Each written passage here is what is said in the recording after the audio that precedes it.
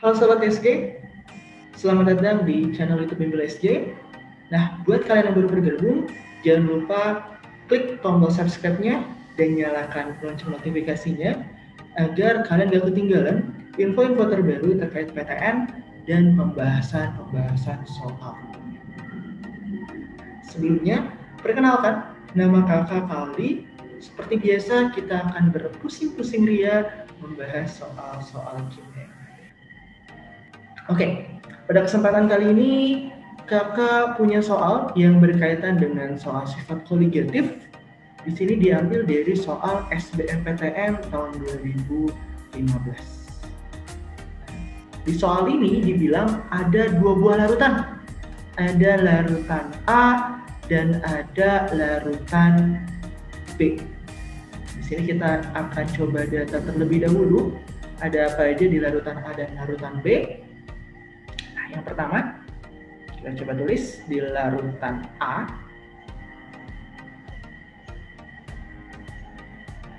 Nah, di situ dibilang ada massa dari etilen glikol. Oke, kita coba tuliskan massa etilen glikol itu sama dengan 31,0 gram dengan nilai MR sebesar 60 gram.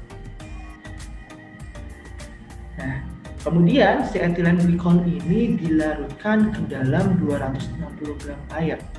Oke, di sini ada massa pelarut, di mana pelarut yang digunakan ialah air sebanyak 260 gram. Itu yang kita punya di larutan A. Nah, selanjutnya kita akan coba lakukan hal yang sama di larutan B.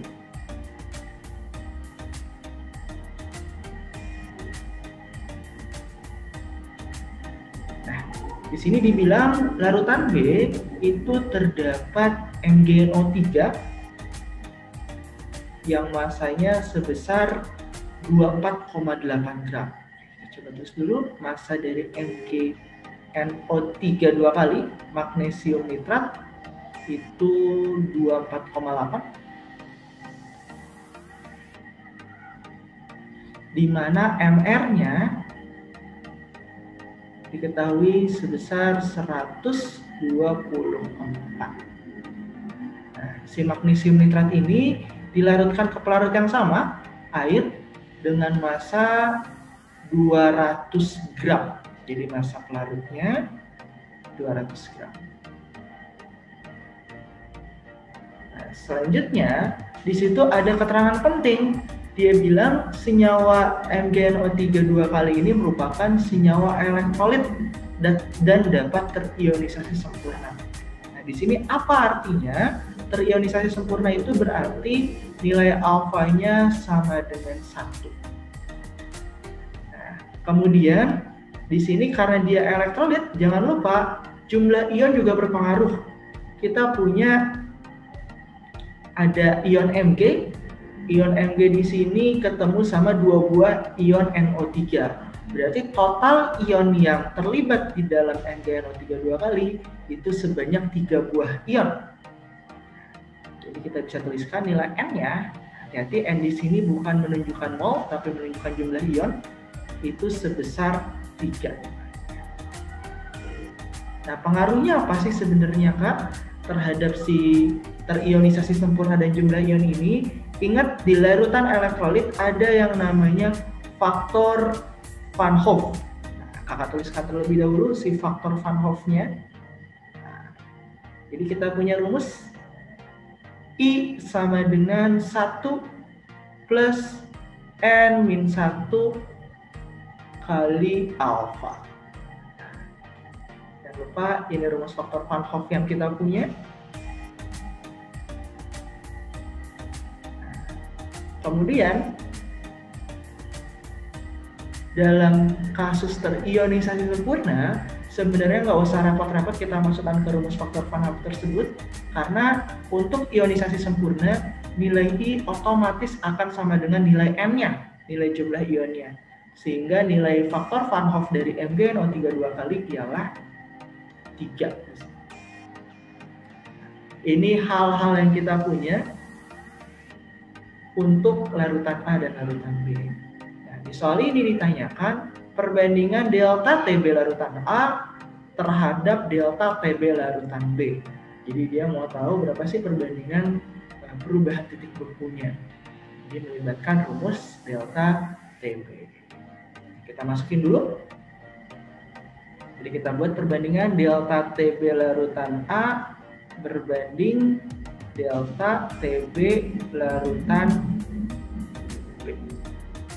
Ingat, delta TB itu kita punya rumus M kali KB.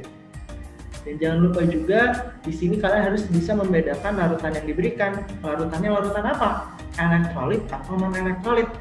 Kalau kita telisik lebih jauh, tadi larutan A itu larutannya etilen glikol. Tata nama ol di sini itu menunjukkan bahwa dia itu termasuk ke dalam jenis alkohol. Dan sama-sama kita tahu alkohol itu masuk ke dalam kategori larutan non-elektrolit. Nah, sedangkan untuk larutan B, tadi ada keterangan utama terionisasi sempurna, berarti dia larutan elektrolit, di mana tadi larutan elektrolit punya nilai I di dalamnya. Jadi untuk soal ini, untuk larutan yang A cukup M kali KB, sedangkan untuk larutan yang B kita punya M kali KB kali I. Selanjutnya, karena pelarutnya pelarut yang sama, yakni air, maka dari itu nilai KB-nya, tetapannya juga sama. Di mana tadi disebutkan di soal tetapan titik didihnya ialah 0,5.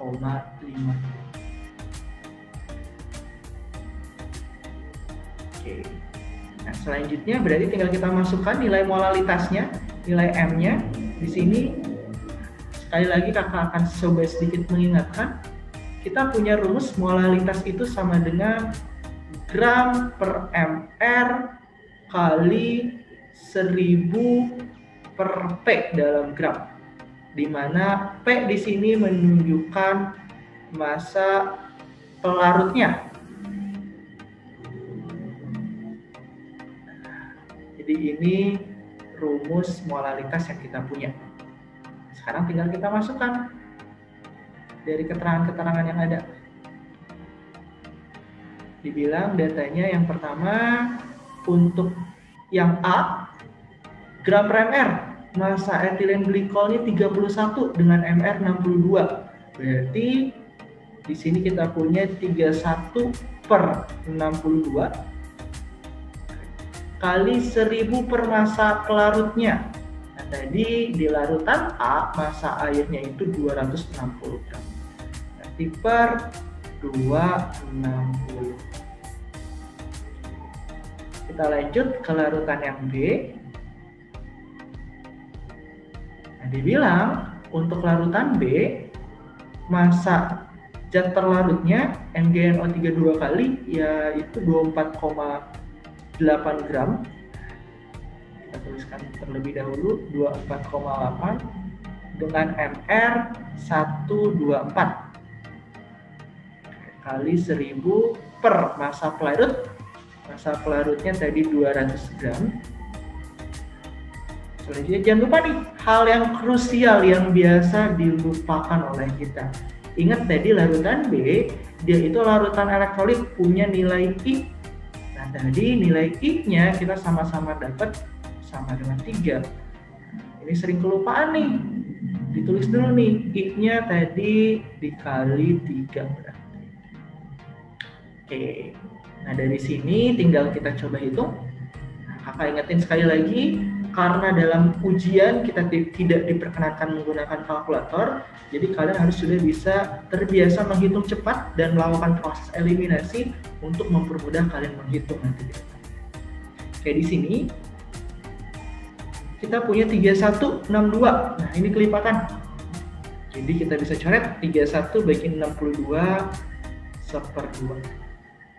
Nah, selanjutnya di sini ada angka yang cukup ganjil.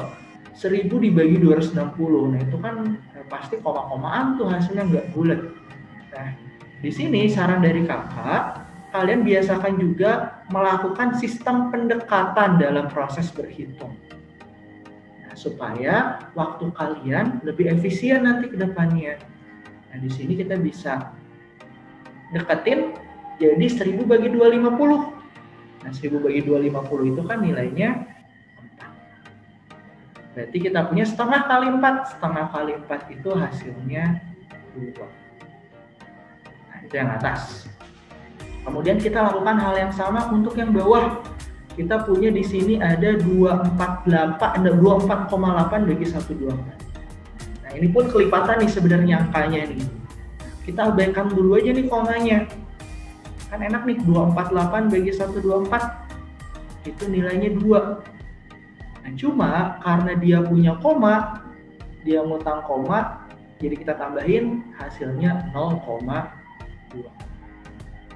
Nah selanjutnya 1000 bagi 200 ini bulat, hasilnya 5. Nah, terakhir tinggal kita kaliin deh. Kita punya 0,2 kali 5 itu jadi 1. 1 kali 3 hasilnya 3. Nah, jadi untuk soal ini jawabannya 2:3. Otomatis pilihannya ialah yang cukup mudah kan? Nah, jadi itu untuk tips dan trik hari ini. Semoga nanti bisa kalian aplikasikan ke soal-soal yang lain. Nah, jangan lupa di akhir, buat teman-teman yang mau nge-request soal-soal yang lain untuk dibahas, kalian bisa komen di bawah ini, biar nanti kita akan coba bahas di pertemuan selanjutnya. Nah, cukup sekian dari kakak, semoga bermanfaat. Dadah!